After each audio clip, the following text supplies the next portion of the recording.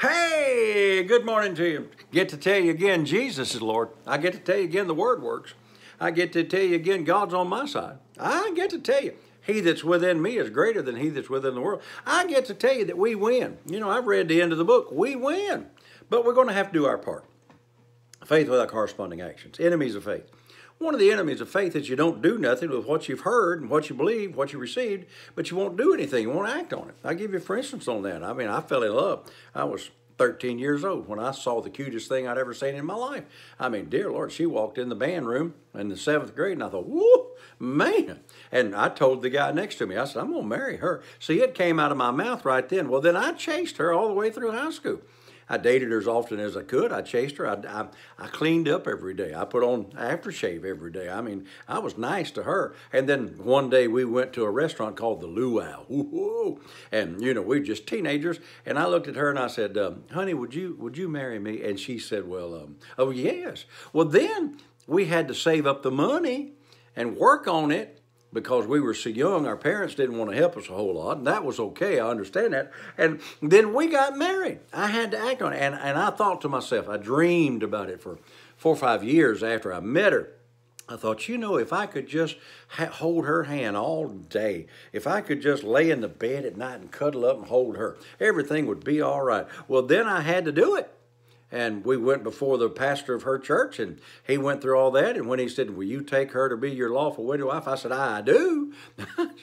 I surely do. I will. Will you take care of her? I will. And then we had to go on our honeymoon. And we've been on a honeymoon for 52 years. I had to do something about the love that I had in my heart. I didn't just, think about it and, here I'm at, 70-something years old and still not married. No, I had to act on what I believed. And, of course, later on, because of our love, we had 4 wonderful children, and they're all serving God. I got 11 grandkids. I got 1 great-grandkid and another one on the way. I'm a blessed man. But it all started because I acted on what I believed. Are you with me? If you believe the Word of God, then you're going to have to do what it says. And sometimes some of the things it tells you to do is a little bit foolish. I love the story where Naaman, the leper, had come down to receive his healing, and the prophet didn't come out and do anything. He just said, go dip yourself in the Jordan, 7 times, and your flesh will become clean. And he got mad. What?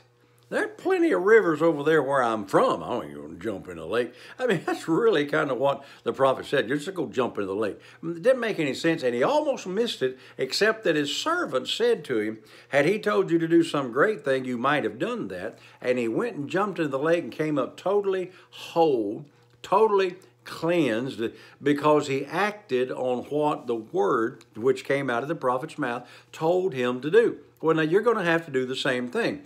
I've been talking to you about what are the enemies of faith. One of the main enemies is, I just want God to heal me, and maybe he will, and maybe he won't, but I'm going to sit here until he comes. No, you're going to have to do something. You're going to have to get up out of the bed. You're going to have to put some corresponding actions with it, however that you got to do it. The point I'm trying to get is if the Word says it, which it does, and the Word is the trump card to whatever the devil's been trying to do, you're going to have to do your part. There's times that, Pat and I have been married 52 years. We're in love. We're having a good time. But there's times that she just doesn't do what I want her to do. It just seems like she didn't care. And one time I went to the Lord. I said, Lord, it doesn't seem like that she cares, and I want you to change her. And the Lord said to me, change you. I said, what? No, she's the one with the problem, not me. I'm perfect here. I got everything going. He said, change you. I said, what do you mean by that? He said, love her. Love her in the midst of that. Plant good seeds toward her. Confess good things about her. Quit griping about her and praising God to me for her.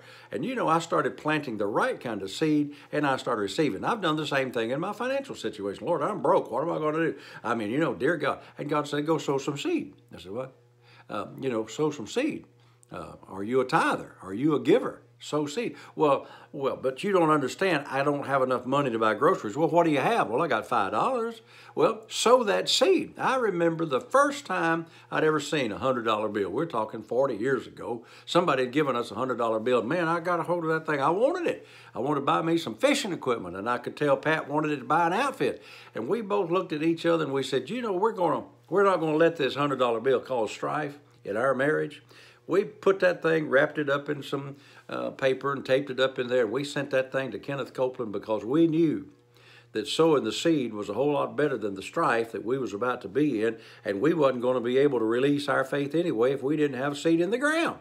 So what I'm saying is, if you believe what the Word says, act on what the Word says.